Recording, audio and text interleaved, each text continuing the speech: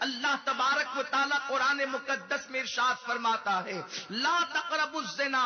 زنا کے قریب بھی مت جاؤ۔ زنا کرنا تو دور کی بات ہے، میرے رب نے فرمایا زنا کے قریب بھی مت جاؤ، اس لیے کہ زنا کیا ہے؟ اللہ پاک ارشاد فرماتا ہے انہ کان فاحشۃ وساء سبیلا، کہ یہ تو بہت برا راستہ ہے، یہ تو فحش چیز ہے، یہ تو گندی چیز ہے۔ اللہ اکبر! زنا کیا ہے؟ میرے پیارے آقا صلی اللہ علیہ وسلم کے دیوانوں اور ایک خاتون جنت کی کنیزوں، انسان اگر کوئی گناہ کرتا ہے، اس کے گناہ کے حوالے سے اللہ تبارک و تعالی کریم و رحیم ہے۔ بعض گناہ ایسے ہیں جو بغیر توبہ کے میرا مولا خود ہی معاف فرما دیتا ہے، لیکن بعض گناہ ایسے بھی ہیں کہ جن کو اللہ تبارک و تعالی توبہ کے بعد معاف کرتا ہے۔ بعض گناہ ایسے ہیں جن کو معاف نہیں کیا جاتا، بلکہ اس کی سزا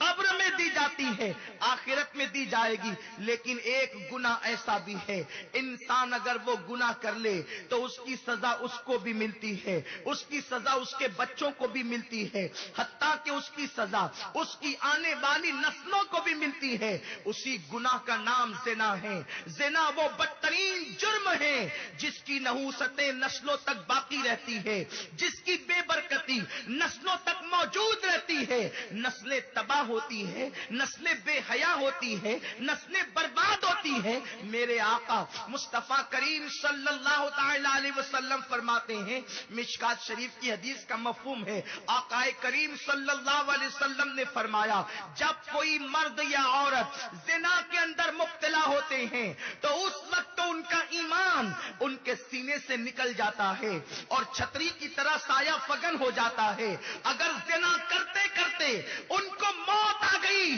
تو وہ اسی بے ایمانی کی موت مرتے ہیں۔ زمین رب کی بارگاہ میں چیخ چیخ کر کہتی ہے اے اللہ، یہ زنا کرنے والے مجھ پر زنا کر رہے ہیں، تو مجھے اتنی قوت عطا کر دے تاکہ میں دو حصوں میں تقسیم ہو جاؤں اور ان کو اپنے اندر دبوچ لوں۔ زنا کرنے کی بنیاد پر انسان کے چہرے کا نور چھین لیا جاتا ہے، زنا کی وجہ سے روزی سے برکت اٹھا لی جاتی ہے، زنا کی وجہ سے عمر کم کر دی جاتی ہے، زنا کی وجہ سے مہلک امراض میں مبتلا کر دیا جاتا ہے، زنا کی وجہ سے مومنوں کے دلوں سے محبت نکال دی جاتی ہے، زنا کی وجہ سے بے برکتی گھر کو دیکھ لیتی ہے۔ میرے پیارے آقا صلی اللہ علیہ وسلم کی کنیزوں، اسی لیے میرے رسول نے فرمایا اللہ کا قانون بھی ہے کہ اللہ اکبر، اگر کوئی شادی شدہ مرد یا عورت زنا کرے اور اسلامی ملک کے اندر اگر وہ ثابت ہو جائے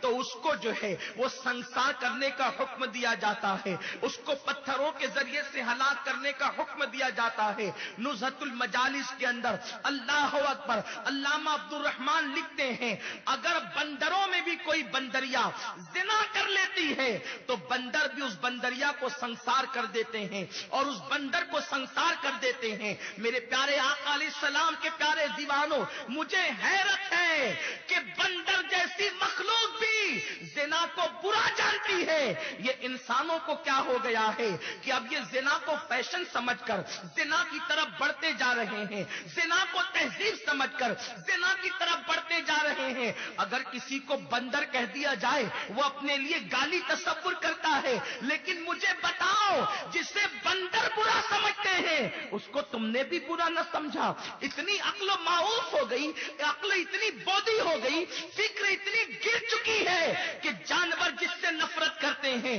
آج وہ گناہ فیشن کے طور پر ہمارے اندر رائج کرنے کی کوشش